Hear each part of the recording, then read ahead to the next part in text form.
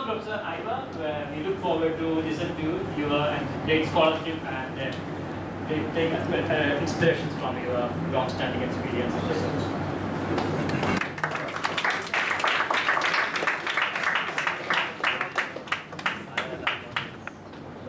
Professor Aziz will chair the session and we will facilitate the discussion at the end.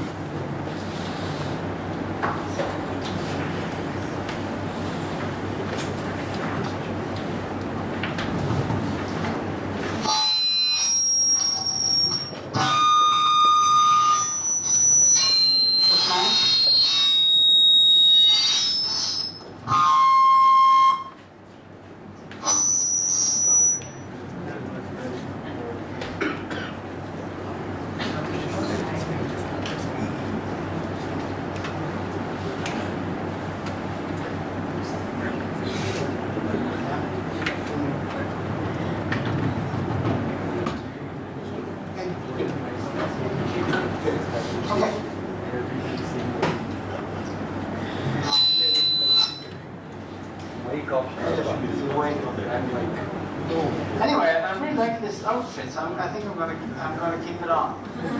It's a traditional, I understand, on it, and I'm honored. I'm also deeply honored to be here, to meet you, students and collaborators at the university here. It's been a very fruitful and long collaboration that we've had already, both through research and through recruiting students that have come into our master program in Norway and now have continued here. We have one PhD student here, sadly, and we have others involved in the project from the different countries. So research, attaching research to education and the other way around is fruitful, and also for improving the possibilities for you to further your education and perhaps get into research. So encouraged there to relate to that. We are here to make a new application for further master students exchanges. So we hope to be able to deepen our collaboration also in that direction. I have been given a topic by somebody. I didn't choose, and so I could have said a lot about Norway now, but I just realized that there's people from Finland and Sweden and Norway here, so I quickly had to run back and change all my slides because I couldn't bluff anymore. So what you see now is the truth. I've been asked to look at the fact that Norway is this top-ranked country in the Human Development Index, and to discuss how did we get there? What role for the welfare state in getting us there, in being this kind of yardstick for many countries to strive for, in developing the human development and the situation.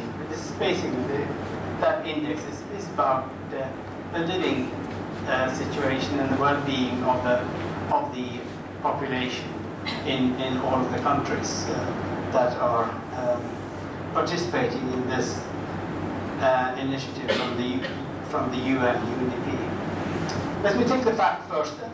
Okay, we are at the top of the list, and we have had that first place for 5 years, and this started around 1990. I was actually part of the first Human Development Report at that time, and it's been that way 10 times since first measure. So there's something to it. Norway has this standing, and I would make an argument. I give you the conclusion first in a way, and now I have to substantiate that conclusion, because that way you can follow. You've heard that Norway is a wealthy country. It's actually extremely wealthy as a nation. We don't have the kind of rich people that you have, but we are a very rich nation. It's an important difference. And my claim, or my argument, is that the Norwegian welfare state model has contributed more to this position as world leader than the enormous national wealth that we have, primarily, as you might have heard of, from discovering oil and gas in the North Sea 40 years ago. And that has contributed greatly to our riches. You know, we are all the way up there by the North Pole. It's very far away. And you think of these Nordic countries on the top of Europe, and we are right up there facing the North Sea. This long, skinny thing, which incidentally made it very pleasant for me to come here to your high altitude, nice temperature, because in Oslo yesterday it was 33 degrees Celsius. So the world is changing in ways that are scary. Warmer there than here, but we are there, right up there, and we don't have ice bears walking in the streets. Then you have to fly up to the northern island of Spitsbergen. So, but I'm claiming that it's the welfare state, it's not the oil. That's my argument. So let's see if I can substantiate that. Let us look then at the context of this placement. First of all, as I mentioned, a rich country. We have a sovereign fund, which is now, we passed Kuwait, I think, 3 years ago, and it's the largest fund in the world. It's the equivalent of US dollar 850 trillion. Big numbers. But we can break it down, because we are a long country, not that big a country, but we're also a small population. Only about 5 million people. So if you break it down to each individual, and I think you can, each and every Norwegian has more than 1 million krona in the bank. I've started to use these Indian terms.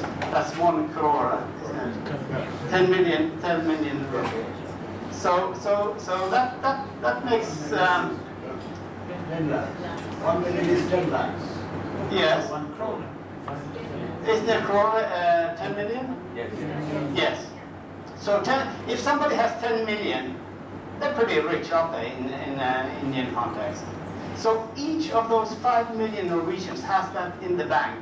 They can't go and use their credit card and take it out, I'm afraid. But it's put in the bank for all future, present and future Norwegians to benefit from. They call it the pension fund, to finance our welfare obligations to new generations. So what they do is, when they tax the oil companies and own the largest oil company the state does, gets all this money in, they invest it. We are now the largest stock owner in Europe, for example. I think they bought Regent Street a year ago, the shopping street in London. It sounds a bit like playing Monopoly, doesn't it? The thing is that we only use the surplus from that fund. So a maximum of 3.5%. Usually the surplus is bigger, good investments, but use only 3.5%. That's kind of an agreement across the political spectrum. So even when we change government, they stick to that, so that we don't dig into the fund. We save it for a rainy day, for the future and future obligations. And one reason to do that, aside from being good at saving, is to avoid what the economists call the Dutch disease. And the Dutch disease is what in the late 1950s, the Netherlands also discovered oil.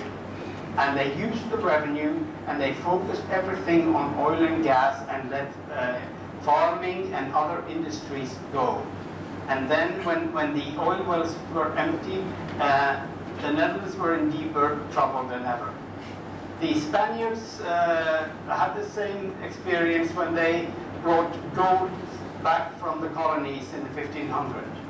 So the finding of natural resources of great riches can ruin an economy as easily as it can enrich an economy.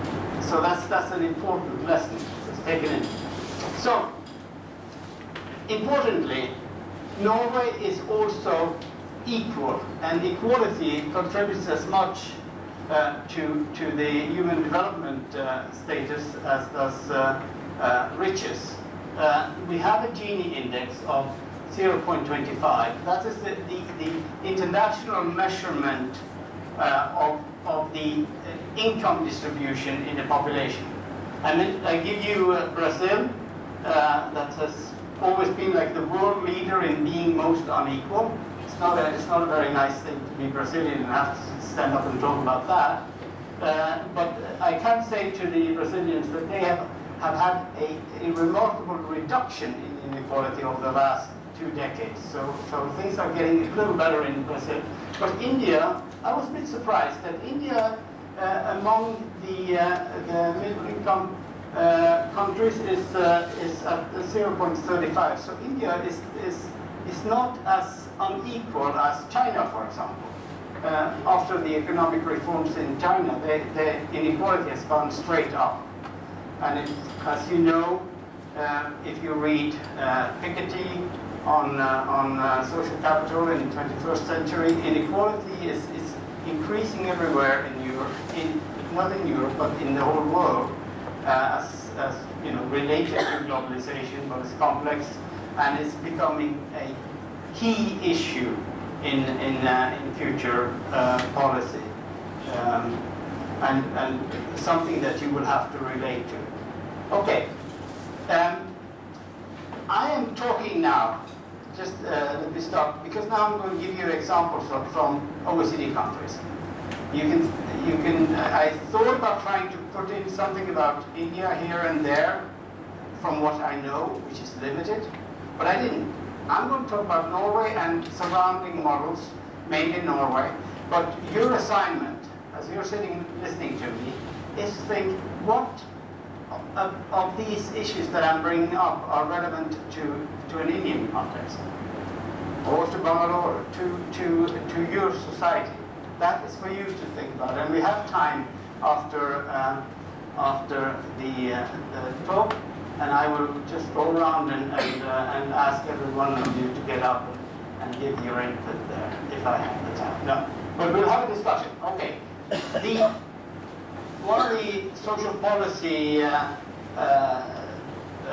writers that has much acclaim is a guy called Espen Andersen. He's made a big study a while ago now, but it's very much referred to, the 3 worlds of welfare. And he's talking then about the Western world in plural. And he has divided them into 3 kinds. And you see Norway comes down here as a social democratic source. Just mention it briefly, so you see that you know, these European countries and the US and these other countries, they differ. They differ in many ways in how they organize their welfare state and the extent to which they have a welfare state. So in the liberal model, in the US and the UK, Australia is usually brought into that group. The focus is on giving welfare based on a test of means. That the consequences of that is that if you have money yourself or your family has money, then you won't get an old age pension. If your family has resources over a given level, then you have to pay for yourself at the hospital and so on. It's focusing the welfare towards the poorer sections of society. That's an important thing that, especially the US, is very much in that line. We don't need to go into the details here. I can give you, I can send you, things more detailed. But where the welfare state is limited, the market has a greater role. The market provides schools, the market provides medicine, the market provides insurance for old age and injury and so on. So there's always a balance between the market and the state. And the individual responsibility also. In the in Germany and France and the other Central European countries, we talk about the cooperative or conservative model, where it's focusing on, it's more universal. This is selective, selecting only the poor. It's more universal, more broad, focusing on broader populations, but still very much in that system between different groups. When there's distribution is over the life course, you kind of put in at one point and then you take out at the end of your life, for example. So then finally the social democratic, the Nordic, Norway, Sweden is often mentioned. Finland is also similar to that, Denmark, and also the Netherlands have elements of this kind of model, where instead of being selective only towards the poor, it's more universal. It covers everybody. It's also very focused on services.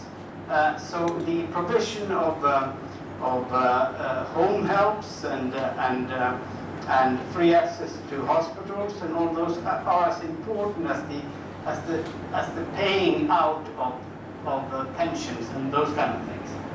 And in this system, more than in the others, there is a lot of redistribution. People paying what they can, and they get out more what they need.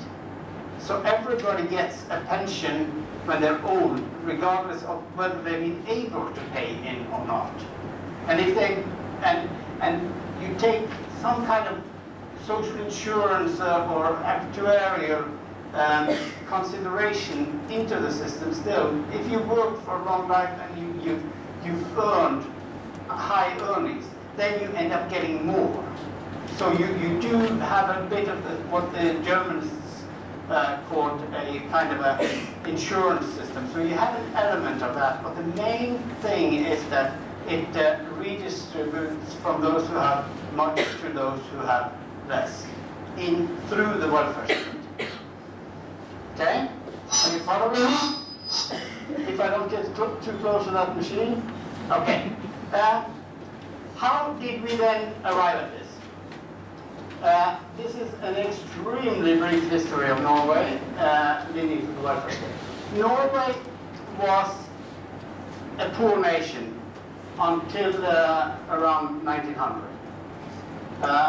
It was, like yourself, we were colonized. We were colonized by the Danes, our neighbor in the south, and they kind of took over this piece of rock after the Black Death almost wiped out the population and kept it for 400 years. But it was, it's basically rocks and mountains and a terribly wild ocean bouncing waves into it. So that wasn't much for the Danes who had a little flat lawn of a land. So they didn't come up there much, and that had impacts on how the society developed, because of this, we didn't have big agriculture, landowners. So Norway never really had a feudal class. Unlike Germany, unlike Britain, no big aristocracy. The king was in Denmark, so it was a small peasant fisherman society. So that's important when we see what happened later. It also had a very late industrialization. 1850 started up a little bit, picked up after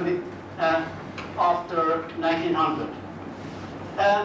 But it coincided with Germany and France and Britain and those countries that introduced the first welfare systems around the 1880s. Germany started with the work accident, for example, in factories. That's the typical first system that you have.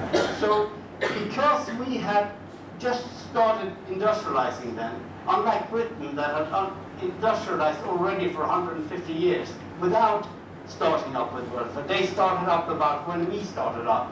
That means that in Norway there was little time for divisions within the working class. for example, to contrast that to Britain, when they started to talk about national social insurance, the labor aristocracy, the core factories, industries, the workers, well organized, had their own kind of friendly societies, self-help groups that had an insurance box or an element of insurance. They didn't want to have anything to do with the casual manual laborers. So there was a division within the working class. So they couldn't unite to a joint project of building a welfare state. So that's important. That's an advantage.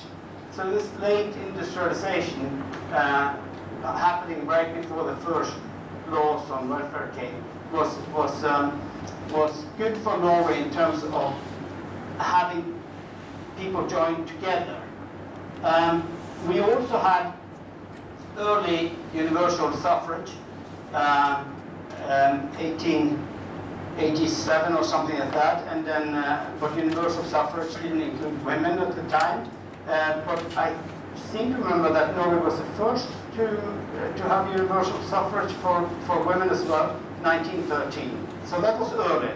So kind of equality between genders has a long history in Norway. It has a parliamentary system that's conducive, that's good for building welfare, I think. This is my argument. Because we have proportional representation. That means that we have usually coalition governments or minority governments. In either case, you have to negotiate with others in order to push things through. Very much unlike Britain, and I think also unlike India, where one has the power and does everything, and the first thing they want to do is get rid of what the other guys did so that they will have their stamp. And in India, they often put their own name on a program as well. It's the same in Pakistan, you know. So and then you go back and forth, and if you move sideways, you walk like a crab, and you don't move forward. So it's easier to. You walk slower, but you walk in the right direction. When you have to work out compromises, get all the interests of the Social Democratic Workers' Party needed to get the support of the Farmers' Party in order to move forward. So everybody's interests were taken into the compromises that were then built for creating the system. So therefore we had a pension system that gave equal rights to farmers and workers, which is very rare in most countries. So the parliamentary system is important. And we also had very strong, I didn't mention it here, we had very strong laws. We were an independent nation in 1814. That's when we got our constitution. We haven't referred that much to it in terms of welfare during these last 200 years, because the legislation through Parliament was building up on different welfare areas without having to go back to the Constitution so much. But now that we had our 200 years celebrations, there's a big debate about including social and human rights into the Constitution. That's a debate that happens in many countries these days. Some would say, well, why include that when you have it in you're tied by the UN or by the European Council? But it's others would say, well, it's a very strong statement to put things into the Constitution. So we have that debate. So that is kind of the background. And then I said things happened 1880s onwards, but the main period for chiseling out our welfare model started in the crisis year. The greatest, now the world has the greatest recession since the 1930s. And during that great recession, when unemployment was even higher, I know that India is less affected than most European countries. Norway is totally unaffected. We have unemployment at 3.5%. economists would say that you can't go any lower, and then you don't have any flexibility. So Norway is a unique case there as well. But go across the border and find, if you find any Swedes across the border, because most of them are working in Norway now. But so it's very great differences. They have an industry, we have oil. They have cars, we have oil. So we have oil and fish. People eat and drive. So those crisis years created a foundation for making a crisis compromise and a joint government across parties. And that was a very good foundation for starting to develop further these plans, especially when the people were suffering in Norway then, as in other countries. They wanted to build a new society. So a crisis can often be a good starting point for welfare expansion. Another thing that especially the Brits are concerned with is the unity felt by war, by having a common enemy. So I don't know, I see this as a big celebration on television now. About 15 years and some hilltops were conquered from Pakistan. Maybe that's the start of a welfare drive, that you have to, get the flag up and be nationalistic. I don't know. But the Brits are saying that, they were such an unequal society that they had to sit together, rich and poor, down in the subway when the German blitz, the bombs were coming over London. That created a feeling of togetherness. And many historians are saying that was when they started going. So Norway had both those crisis compromises, and we had a war where we were occupied by Nazi Germany for 5 years. And when we were then occupied, our government was in exile in Britain, and so were many other governments, and there was a lot of kind of elites talking with each other in London, creating plans for the welfare state after the war. Okay, so today, I'm driving at this, and I'm making this welfare rather than money argument. The welfare state developed into a strong system that included the vast majority of the population, and today it's built to a point where it facilitates continued political support for the of the public school, and in the next election they don't send their votes to the public school. That is the thesis on support through being in a joint system.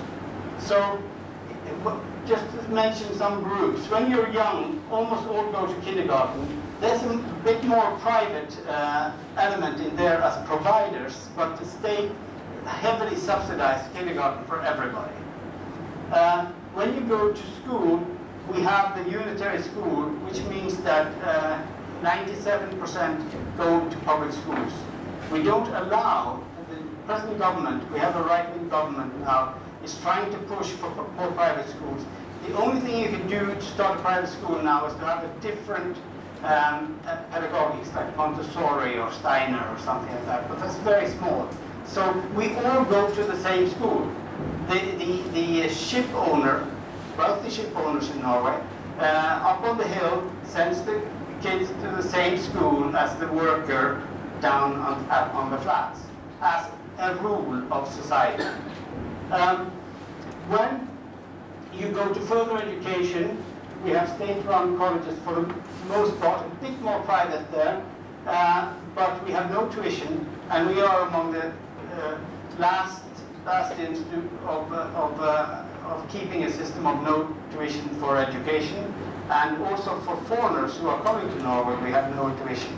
Our neighboring countries have introduced tuitions for foreigners, so that's being debated in Norway. So you better get over there quite fast, because there could be tuition, and then you get that on top of a very expensive country.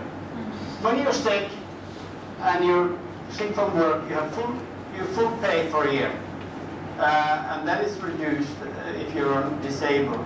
It's reduced to 2/3 approximately of your income, if you're lucky. And everybody goes to the same hospital. No private hospitals, hardly. And when you're old and in need of care, you have this very service-intensive welfare model that I mentioned, gives broad coverage to provide for care. And importantly, a last point, in many countries there's great differences in the kind of human development in the kind of the core, the center of the nation, the capital, the big cities. But then if you get out on the countryside, it's very backward and no services. That is not the case in Norway. And then Norway stands out also from its neighboring Nordic countries of spending a lot of money on distributing to the regions. So if you ever get a chance to drive around Norway, you will find that in the smallest hamlets along the fjord, you find the quality of housing and the cars, all the same kind of level as in the capital of Oslo. So we spend a lot of money on redistribution, also geographically, not only socially. So that's important. Okay. So I'm saying that the welfare state creates political support because it works for the most part. I'm using a quite thick brush now. I'm not going into the details for you because I could always mention things that didn't work within it. But the main picture is that it works. It doesn't only support people, and this is very important. This is something that when I talk with Chinese government ministers, they like the slide I had before. I didn't give them exactly the same slide, but they like the idea of everybody enjoying the welfare state. And you know why? Because they are coming back to these old Confucian ideas of harmony, which means to quell opposition to the party, of course.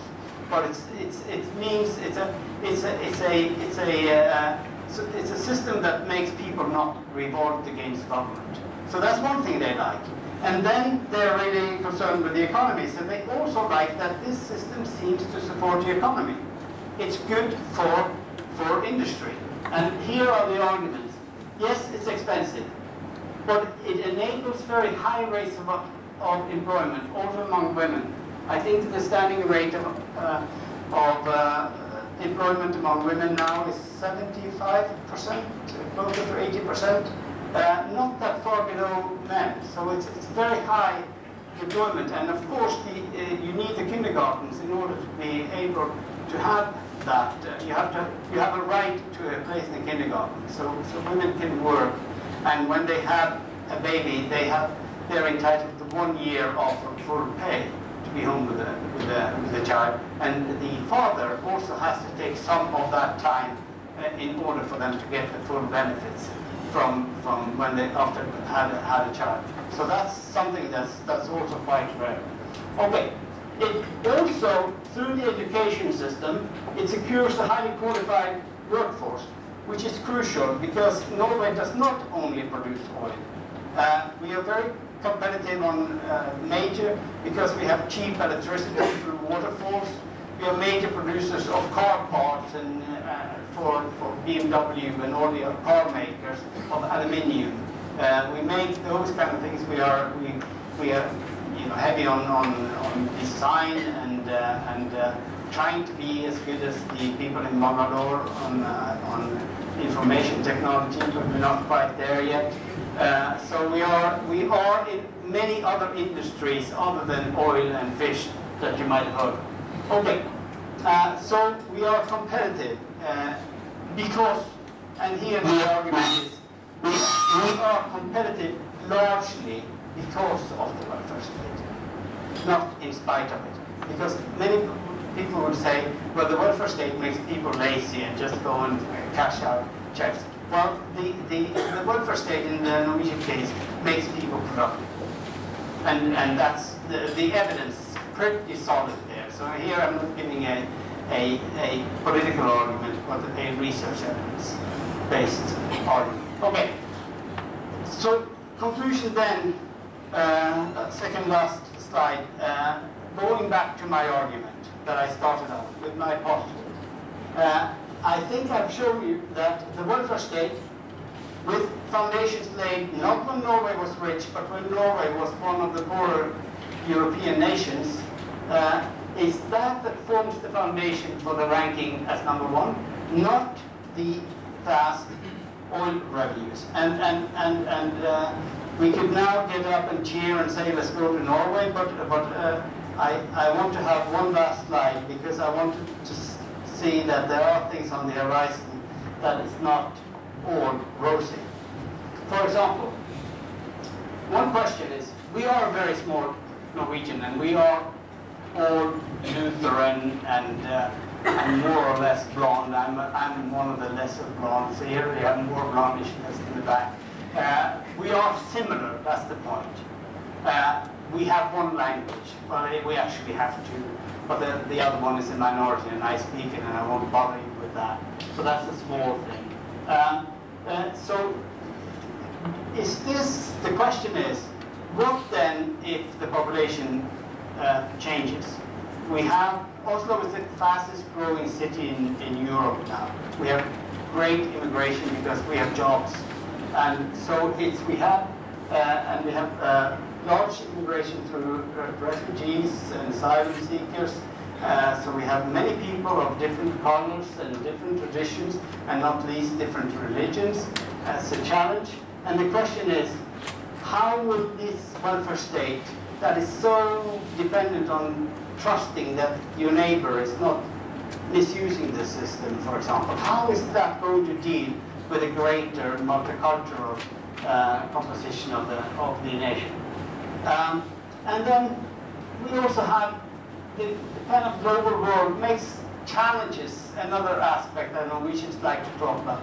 We like to talk about that we are the only country that, in spite of this enormous GDP, spends more than 1% on it in development aid.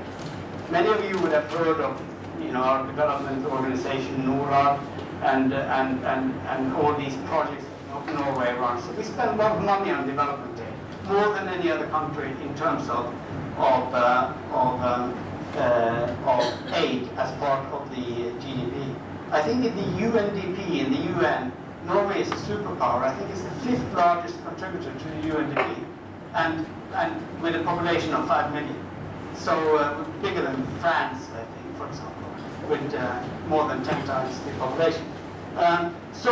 But my question is, this historian in Norway talked about our goodness regime. We just want to go out and be very altruistic and give away money in the world. But it's something that we want to do abroad. Not that these receivers should come home to us, and adding to this multicultural. We have in the media and in politics a very ugly discourse on the influx every summer in particular, but now all year, of Roma beggars. You know what Roma are? The population group that originated as low caste from India, actually, and then are now dominant in places like Romania. Many of them come from Romania, very poor European country that's inside of Schengen, so they can move freely, and they come to Norway, this rich honeypot up north, and because they are in miserable conditions, and they're being very much discriminated against in places like Romania. Hungary is awful right now. It's almost fascist in many ways, the regime there. So they have many good reasons to leave. But they come to us and they start begging on our streets, and we get very uncomfortable about it. So we were good when we could send our money to faraway lands, but when those who need come to us and influence our local community, we're not so sure. We also find that the changing attitudes globally impact Norway. I just finished a book on activation policies, workfare policies, and in Europe and the US, and that is going very much the neoliberal economics, the kind of reducing the state, leaving everything to the market, has grown very strongly after. Well, for the last 30 years, but especially after 2000. And many people are surprised to see that while the crisis in the 1930s was the growth of welfare and Keynesian involvement in drugs. And in Norway we have that same discourse, very harsh discourse on those who don't manage. And it seems to be, it's not only an economic phenomena that kind of anti-welfare thinking is spreading, it's also a normative and political phenomena. And in many ways that is more of a challenge to the future of welfare. So as marketization and privatization is a large part of that, I think that is the end of my little journey. Thank you very much.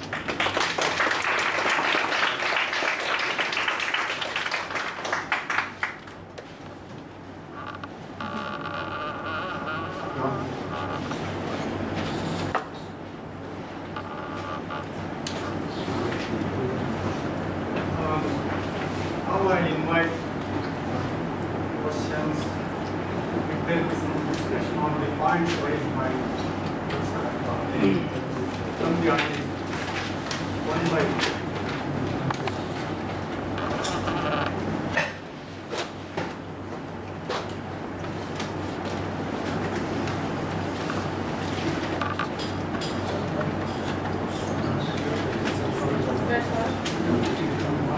Okay. Here's one.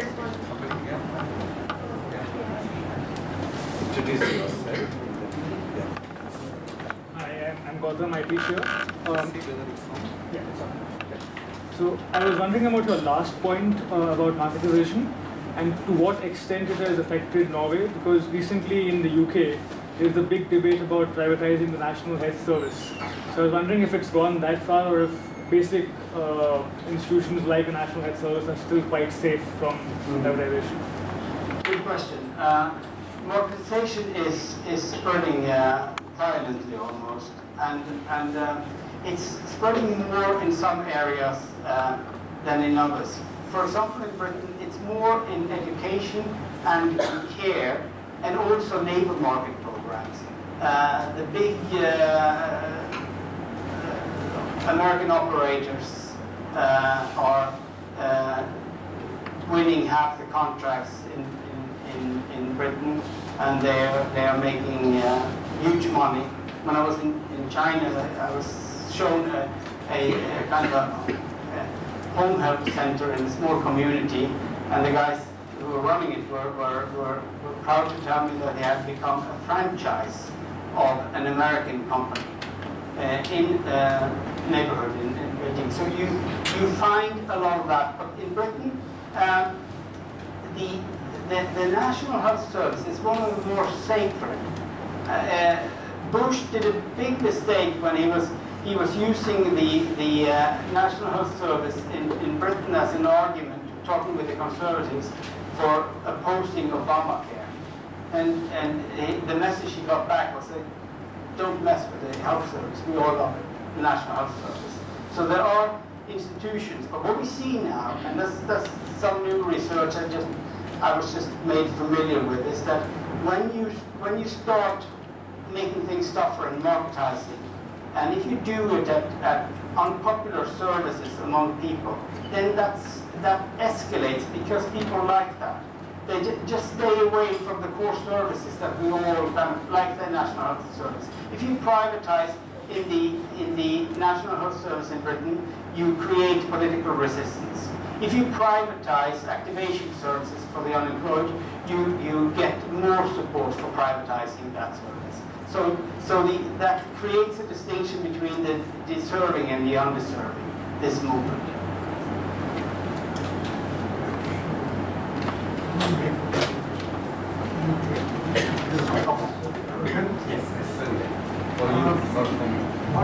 What I suggest is that the Honorable Speaker take all your questions. First set of questions. And then First set of questions. yes. Yeah. You correct. I'll correct mine.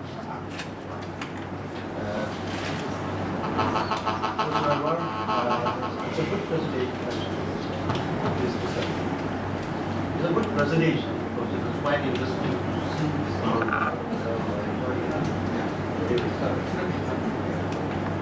It's quite interesting to hear the Norway model, but I worry that it happened to be an economist in India. We have of course, not to learn from Norway.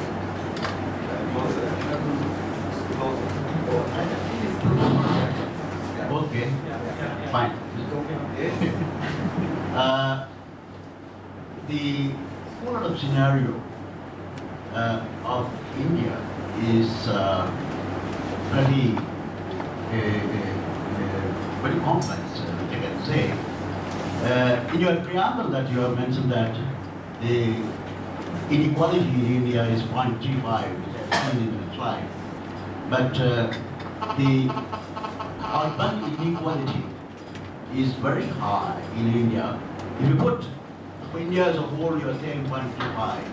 But when you touch upon Indian case, always we have a lot of segments and a lot of inequality. There's the first thing is rural-urban inequality. And second thing is that we have regional inequality.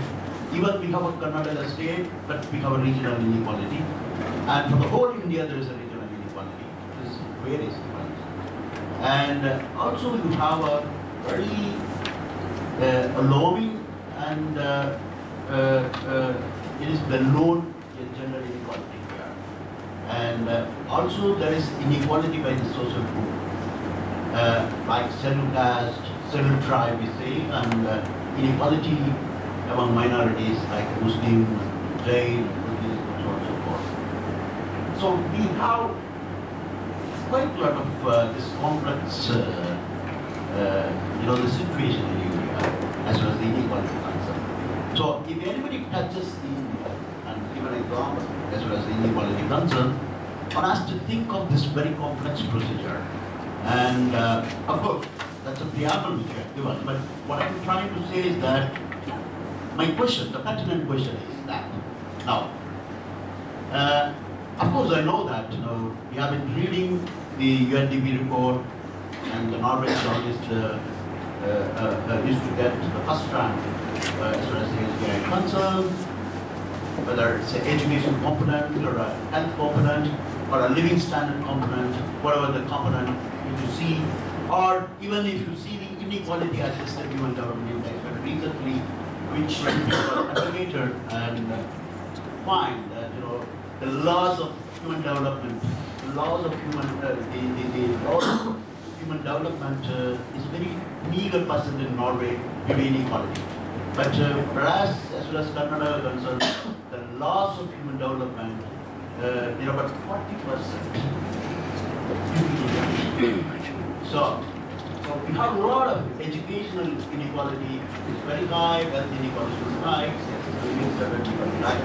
keep aside, these are all the preamble which I am giving from our side, from the Indian and the state where here. My pertinent question here is that always we learn from the best practice. The kind of inequality which I have narrated from the different dimensions by rural and urban, regional, gender, social group, and so on and so forth. What lessons we learn from Norway? Because Norway is always the top HBI.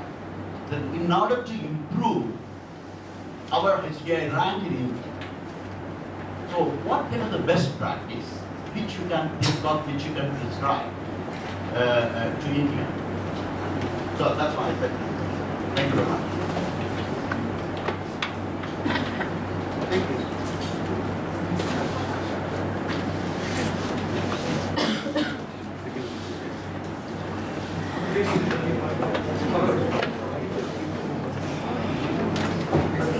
My question is pertinent to immigration. Not just, so what is the current rhetoric on immigrants in Norway? Not just like the Roma community which you talked about, but in terms of people that come in for business and industrial purposes. Does this, given that immigration would necessarily mean that the state would have to spend more on supporting more people, does there exist an anti-immigrant political rhetoric? And how does this impact the powers of the welfare state and the amount that it can facilitate welfare services in Norway? I have two questions related to education in Norway.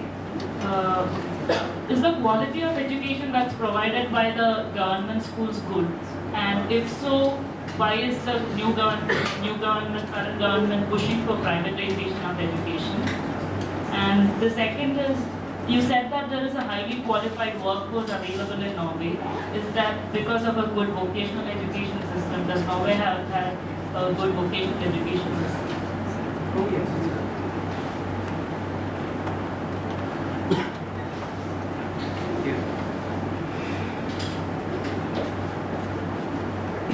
Introduce yourself. Your name. Sir, my name is Deepa. I'm a student of Master of Public Policy here. I have two questions for you. One is that you said Norway really had a great deal of early advantages in many fronts, something that India is struggling to cope with. So how would you actually prescribe a welfare model for India, considering that India has not got, India has rather been disadvantaged in developing many of the things that Norway had it slightly easier because of historical reasons, one. Two, in India we have a lot of push and pull from different small states within the country. Does Norway have the same problem? How does the political process work with respect to that? Thank you. This will take the next set of questions. Yes, otherwise it will be too many. You're right.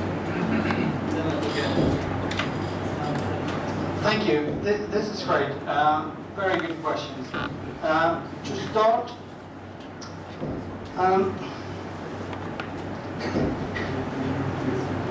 two of you touched on this best practice. And what relevance for India, for Norway? How do you draw best practice from the experience of Norway? Well, I think both of you really caught my point. I'm not a fan of the term best practice because it kind of implies a greater transferability of policies than is real. Policies succeed if they can build on the characteristics of a nation, and you need to understand also the background, the history of the nation to do that. So when the Chinese come and want to advise on creating a Nordic welfare state because they want to have a productive state that also creates harmony, and I said, well, you could take it a long way because you're so centralized, authoritarian, I call it in other settings. But they can kind of impose, but it wouldn't work because it's not China. China is also like India. It's extremely diverse, and especially the rural urban dimension is perhaps as strong as it is in India. So no, I showed you this to show you how this particular country, through a long history, ended where it was, and not that that India could go the same way. I don't think that. I think, for example, the train on universality in most welfare services has long left the station in India because you have so much marketization and so many individual solutions in education. In the core state workers have very good. So you have welfare state for civil servants, but not for others. So you have these divisions within the population are so strong that it's very hard to think of a kind of as extensive a welfare arrangement as you have in Norway for everybody. Maybe, and I'm not.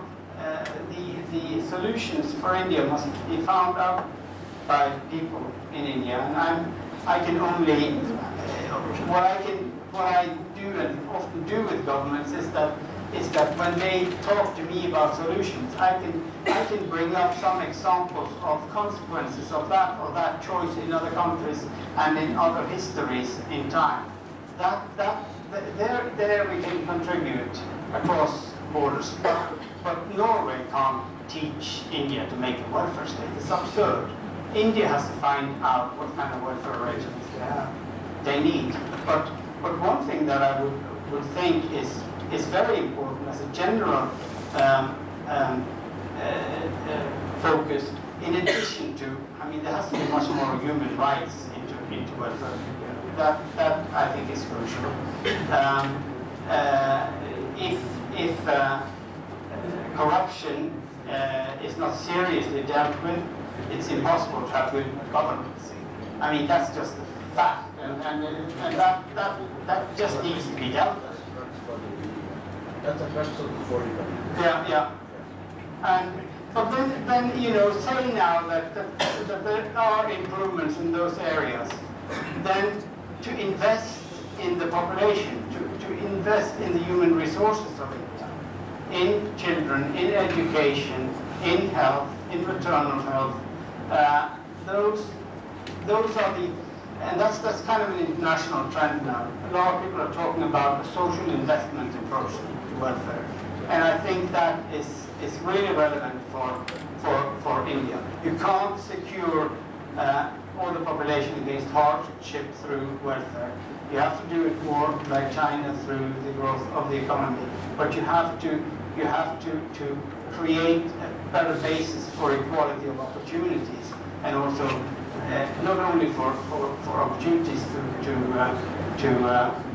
for social mobility, but also opportunities for a healthy life with or without social mobility. So I think that kind of goes to yours to question. And you asked also specifically, why do we talk about privatization in Norway? It's the political right is very much into the idea of choice, that you must have choice, and that's often the argument.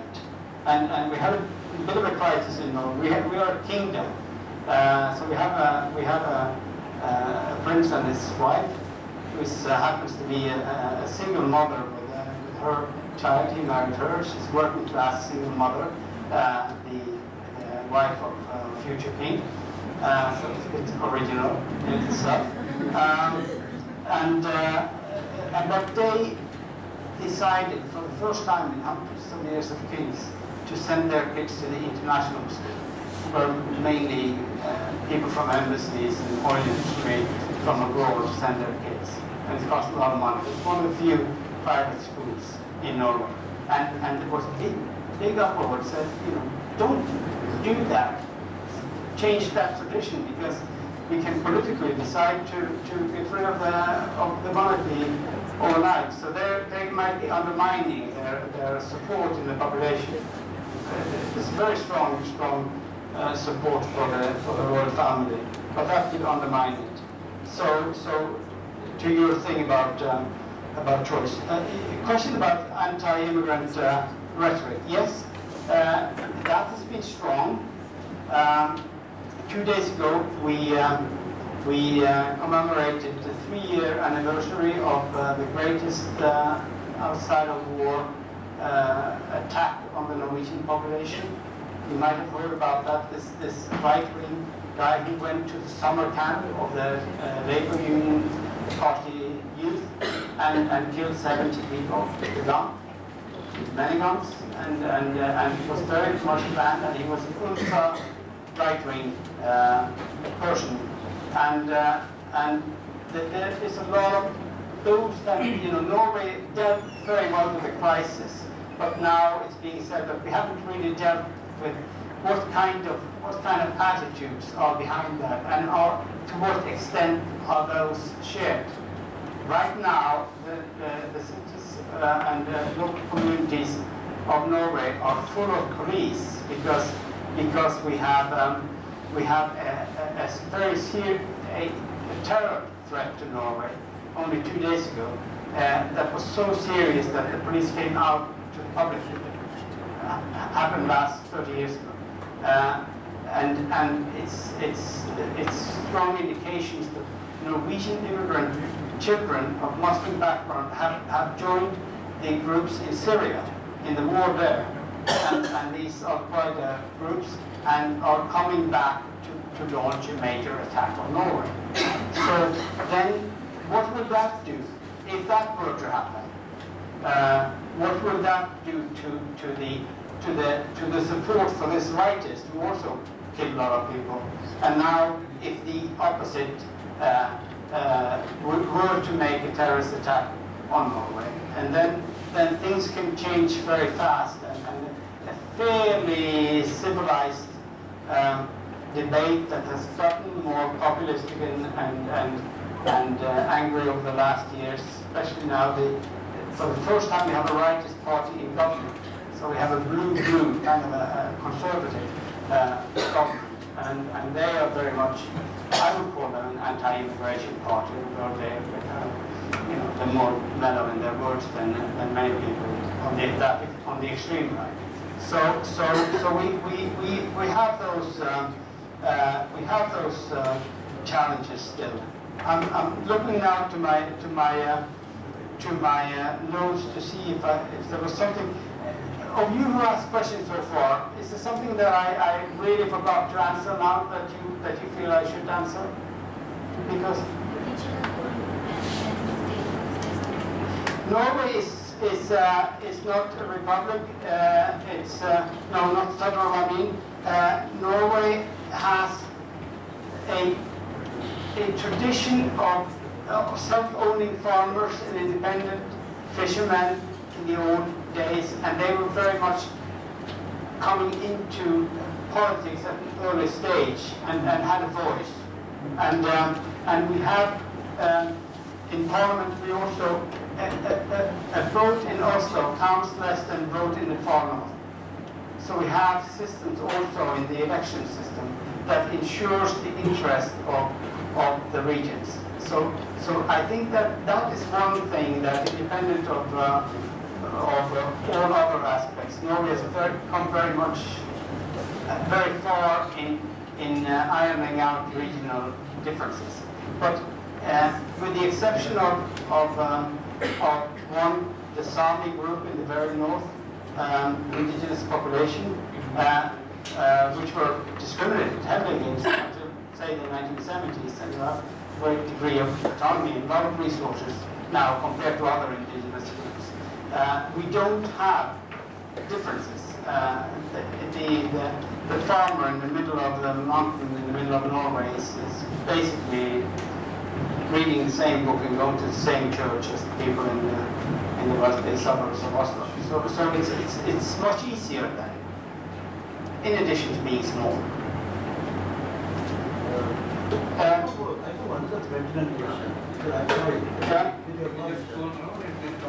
No, but there was from Thank you for mentioning that. It's a challenge. People, we have a decent vocational education system, but compared to the Germans, who have a lot of what they call it, placements in jobs that yes, apprentices. Thank you. We don't have that as much, so we have a lot of dropouts. We have compulsory and free schooling for 13 years, and during those last 3 you can choose vocational. But there's a lot of dropout there, much higher than up to 40% or something, much higher than the others, and that's a bottleneck in Norway. And then now, because of the open borders, there's very few Norwegians who build houses and fix the plumbing. It's very much immigrants and companies from the Baltic states and from Eastern Europe that come to Norway for work. And if Norway doesn't educate its people in those areas, and things were to change and the economy picked up in the Baltic and in Poland, Norway would be in deep trouble. We should build our houses. So that is a big challenge. Last set of 3 questions from the students. The 4th question will be supplementary question from structural knowledge. Yeah. One more. There are only 4 hands. 3, 1 more. 3, 4. Yes, please. Good evening, sir. My name is Anirudh. I have 2 questions for you. One is, what could be the role of Norway in the formulation and execution of global climate change policy, especially after 2015? And the other is regarding geopolitics. What could be the role of Norway on being a member of the Arctic Council? Hello, my name is Shikha. I have 2 questions. First is, I believe it is natural tendency of a human being to choose the least resistant path and to always avoid effort. So what makes the public service in Norway efficient? Is it the social environment or bureaucratic structure? My second question is, where does the education in Norway stand as far as inclusion of education in general agreement and trades and services is concerned? Yeah, I just wanted to know, you basically stated that Norway has mainly 2 major forms of natural resources, fisheries and oil. And I recently read that Norway was trying to do something known as shadow fishing, where they would pay farmers a certain percentage to reduce the amount of fishing to increase sustainability. I read about it. I'm not sure if it's actually being implemented. So I want to know if it was being implemented. Yeah. And like, how do you monitor the implementation of shadow fishing? Here, Hello there. Ask questions and you will. I have 2 clarity to ask you, sir. First slide you mentioned that Norway has the largest sovereign wealth fund at its volume of 850 trillion. Now, Can you do it a little slower, please? I didn't hear that well. Norway has a largest sovereign wealth fund and its volume is $850 trillion. Now my knowledge that in entire world GDP, if we add together, it comes around $60 trillion. So Norway has the sovereign wealth fund 14 times, 15 times larger than world GDP. How it can happen? First, clarity. And secondly, that 3.5% return from the sovereign wealth fund is enough to finance the Norway budget for this welfare state. Can you shed some light on the budgetary aspect of Norway and how it is financed from the taxation and the return? please send it on. Come. Here. Give it to My question is, you also talked about attitude of Norway people and attitude aspects of it. So I want to ask that, is HDI the all-comprehensive measure to judge a country? Like, are there some rankings in HDI as well? Like Bhutan is coming up with happiness index. Coming up. Happiness index. Yeah. Are other index more important? Thank you very much for an inspiring lecture. My name is Simona. I come from the Czech Republic. And I have a very quick question. I was wondering, like, Norway is one of the rare countries which is geographically located in Europe, but is not part of the European Union. I was wondering whether the fact that Norway has such a developed welfare system and is in the top ranking of the HDI index is somehow correlated to the fact that Norway is not part and hasn't participated to the construction of the European Union. Thank you.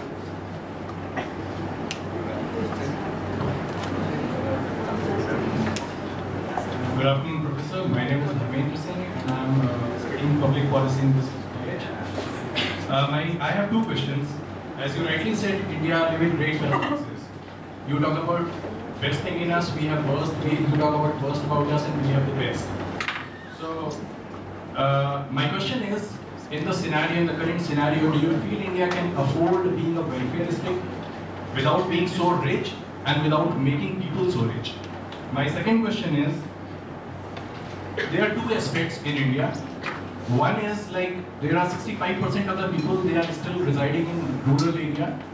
So do you feel for the development of India as a nation, should we focus on rural development more because that is our strength, or shall we focus on industrialization more, or a combination of both? Because we should not forget that if we are going to focus on the industrialization, we are going to get the human capital from the B, C and D grade cities, which is mostly the rural areas. Thank you. Yes. Hello, my name is Swasti. I'm the Masters of Public Policy program. My question is not very different from Anil's, but I would like to elaborate on it. You said that the economy of Norway is dependent on oil revenues. So I would like to know that what percentage of the energy sector is dependent purely on oil sector in Norway? And how much percentage is being targeted by the renewable energy sector? And how has Norway gone ahead with reducing the per capita emissions, especially in the industrial production sector?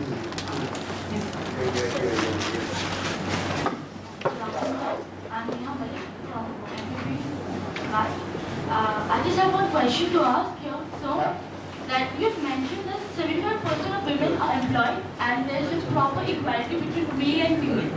So I just want to know what aspect measures are taken by the Norway people for the security aspect of women there. How much progress are there for the security of women which somewhere lacks in India?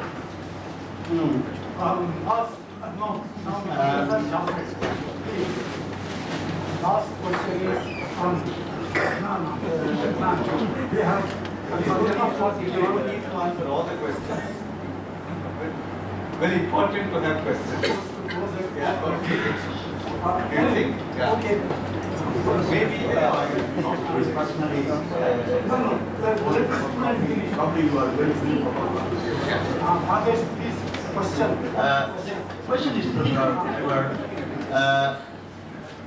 see, what I could understand from your presentation is that I was mulling over what you are told. As far as India concerned, this way,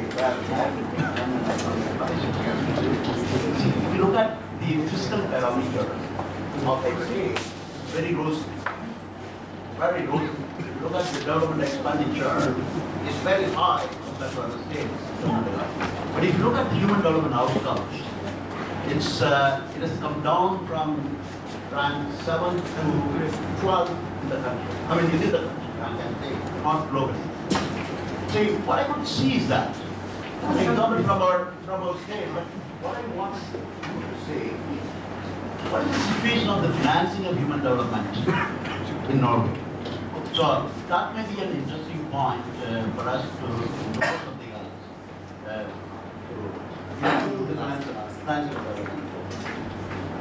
Hello sir, my name is Kamlan Kigadhar. I am a student from Master of Public Policy. So sir, as you have mentioned in your speech that Norway has a coalition government, and through coalition government Norway has achieved the welfare state where people of all region, they are equally distributed. But what I have seen from the Indian perspective is that since for the last 10 years we have seen India as a coalition government. But through coalition government in India we haven't achieved anything in respect of economic development. Because suppose in India we have a regional party. What is your question? My question is, can coalition government in Norway works in India as well? So, you mentioned that you have a uniform education system in Norway, and you said that's a good thing. But considering that you have a steady flow of immigrants, do you think having a uniform education system is well equipped to serve the different diverse cultural backgrounds of these immigrants, and that will lead to further societal tensions? Okay. Very good. Fine. Yeah.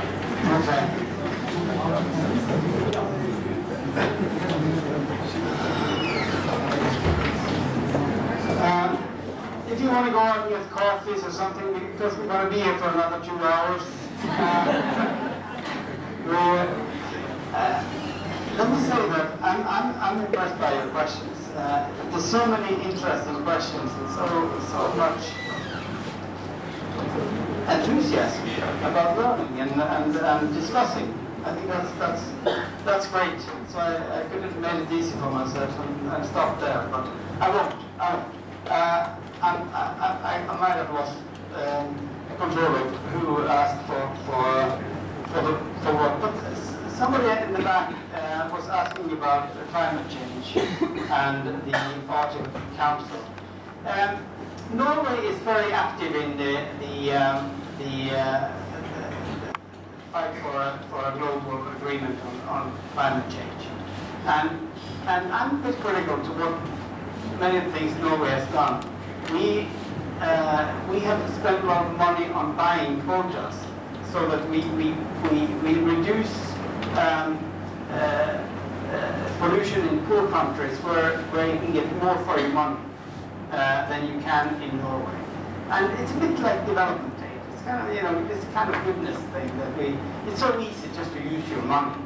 And there's a big debate in Norway that when should we start turning off the lights when we leave a room? And when should we start behaving more responsibly and travel a little less and so on? So that's changing in Norway. Now, Norway is the country with the highest proportion of fully electric cars at the moment. So those things are happening. But we have a lot to change there. The Arctic Council, Norway is very much an active member there and trying to use the muscle to make conditions for China to join, because China has put a ban on Norway after we gave the Nobel Prize to one of the dissidents. So it's a bit of a complex case there. Why is the welfare state efficient? I think I've given the arguments for why I think it's efficient. And somebody also asked about, you know, how can you say that it's good economy to invest in welfare? I think Norway is not the only case where when you find that when you invest in your population, you might have to wait a little longer to get your return, but your return is greater. I think that could be an advice that can go to any country. You don't save yourself. You don't discriminate your people to a better society. It's if you want to have a functioning society, you have to bring on board the salmon that you can farm.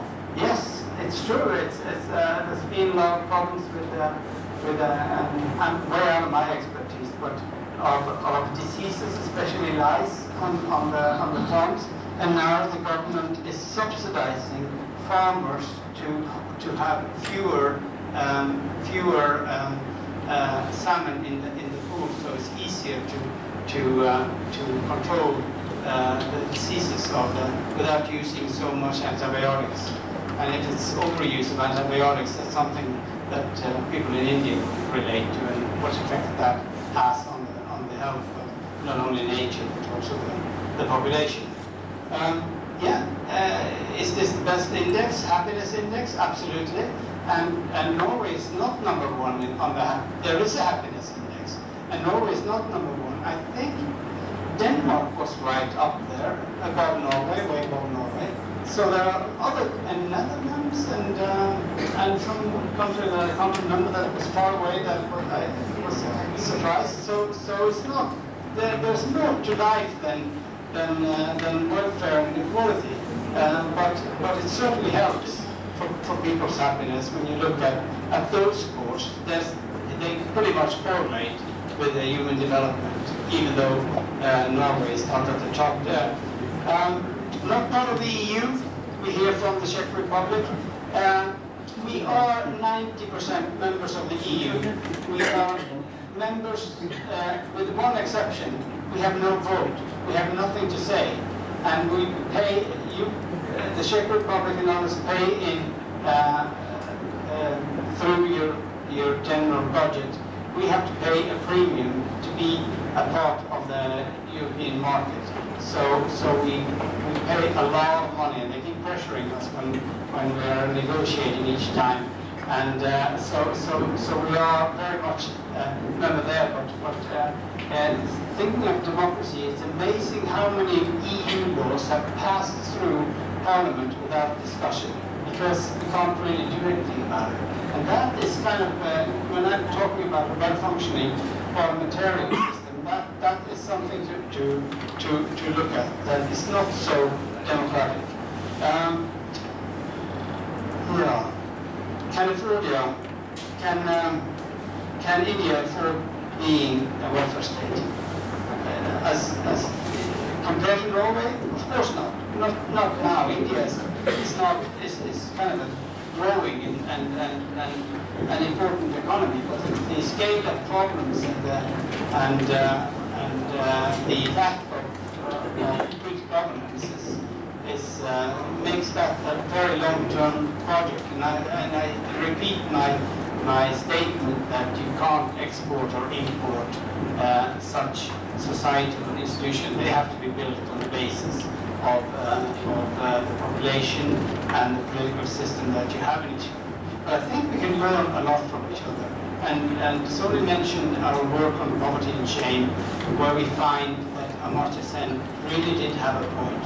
When I remember myself, I was involved in interviewing in Norway, a middle-class woman, right, Indian standard, almost rich, driving a car, old car, borrowed from her ex-father-in-law, meeting another, she was a single mother and had problems making ends meet, meeting at the shopping center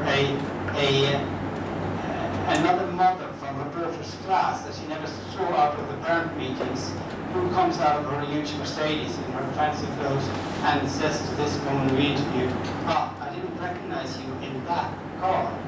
It was beat up old son. And the way she described that was so similar to the account that I heard a month later in a village in Uganda, a mother talking about sending her kids barefoot to the new universal school because that was the bottom rung. The better off family in the village had leather shoes. The majority had cloth-made shoes, and only a few were so poor that they couldn't send them. Of course, they couldn't afford the school uniform, but they also had to run the miles to school barefoot. And how then her neighbors interacted, because they had created a new arena for shaming in that community by having, for the first time, a universal school. So I think there is a lot of lessons and a lot of common human experiences across enormous differences where you would not expect to find anything similar. So in terms of social science and in terms of studying societies, I think we have a lot to learn from each other, crisscross around the whole globe. But that doesn't mean that we should start exporting policies to each other. They have to grow up from the other. Who did I forget now?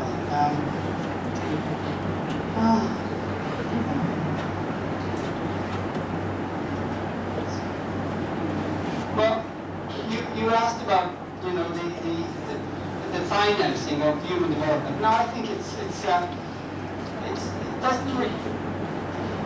doesn't an expensive welfare state doesn't create the top score on human development index, but it's a very good vehicle when you have an extensive welfare state that includes everybody, that you use it for redistribution, for example, where the Nordic model stands out, and you use it for investment in opportunities for people. Then that's a recipe for climbing that ladder.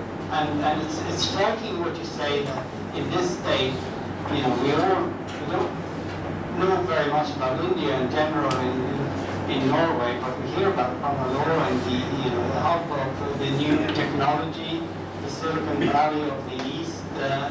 We know about that and all the wealth that's then generated, and then that the state is falling on the index. I think it's a pretty dismal story to hear, because that tells me that the resources are not. There has to be political will to redistribute. Otherwise, more riches just creates a worsening situation in terms of distance and inequality, and benefits only if you get filthy rich and creates greater distance between the few rich and the rest. And and that's politics. That's politics of dealing with that. I think I've covered most of you, but if you feel that your particular question deserved an answer and I forgot or I ignored you, then I'm going to be here until Sunday, leaving at 3 a.m. Monday morning. So any time leading up to that, please come and see me.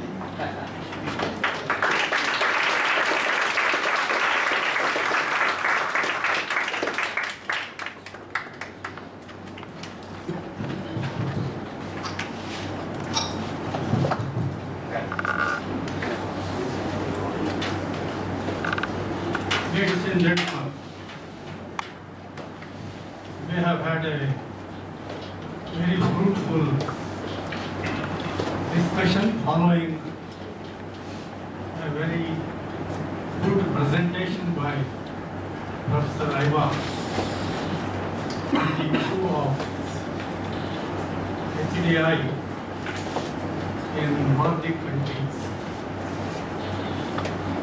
I would like to congratulate the speaker for an excellent work that he has done, and also making this presentation, which had a lot of information and tremendous amount of clarity.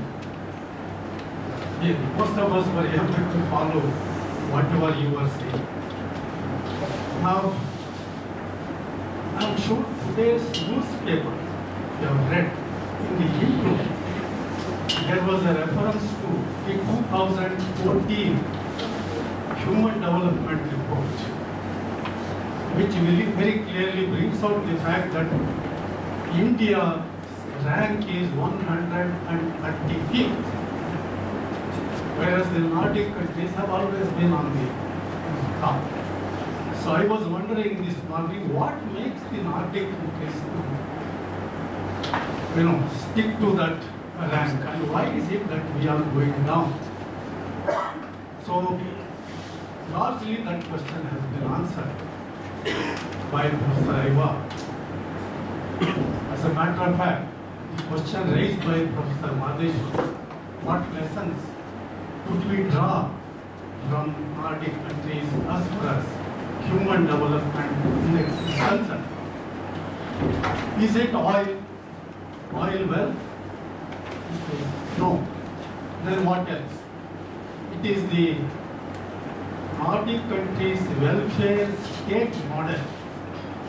We are also a welfare state, but then the Nordic countries' welfare state model is entirely different. Entirely, it is equal society in a way. Everybody goes to the same school, everybody goes to the same hospital, and so on and so forth. But then that is not obtaining in the Indian society or in the Indian economy. As a matter of fact, inequality is a big problem today, particularly since we had the so-called liberalization policy from 1991, which has given primacy to market, rather than cost. So inequalities have increased.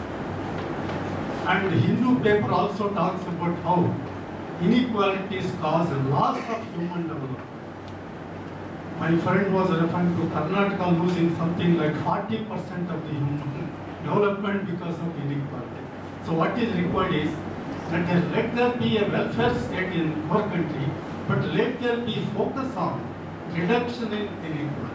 This is a very important lesson that we need to learn from Nordic countries. Now, he was also referring to the fact of how the state has focused on the poor.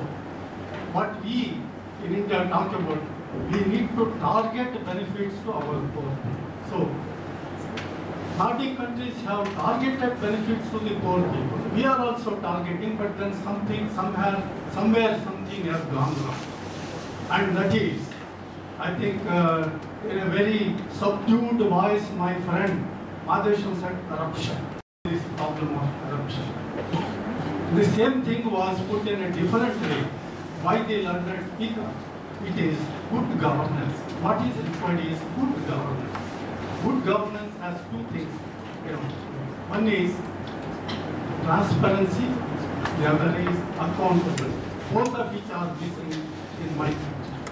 And besides, what is required is, he has also indicated that it is actually what is required is that it is the proportional representation system, that of parliamentary system of governance, but proportional reservation. For a country like India with so much of social diversity, I think we need to think about this issue of governance. Is it possible now to talk about proportional representation in our country? Only perhaps, only then we will be able to give power to the people, power to the vulnerable sections, power to the weaker sections. I think that's another important lesson that we have learned from this presentation. Ladies and gentlemen, I do not want to take your time because I was asked to close this session at 4:30, so already I was seeing some people leaving the hall. So that's the reason why I was a bit harsh with some of you. Come on, I want only short questions. Stop this. Madheshwan, only your question, no explanation, and that kind of thing. I'm sorry for that, because that is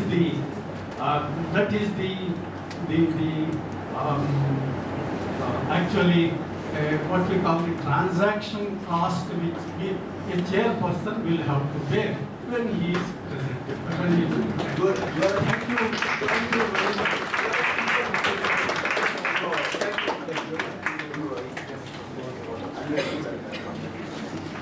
Thank you very much for taking us through the brief history and we enjoyed the talk for coming and spending time with us. Something thank you very much for taking this discussion. It's very useful always to have that and use your permanent chair to Professor Madheshwan and Disha, thanks for coming and being with us. All the students, thank you very much for the participation and discussion. Don't forget about the assignment. On Monday, again, we have a lecture at 3 o'clock on Thursday, which join us on Thursday. How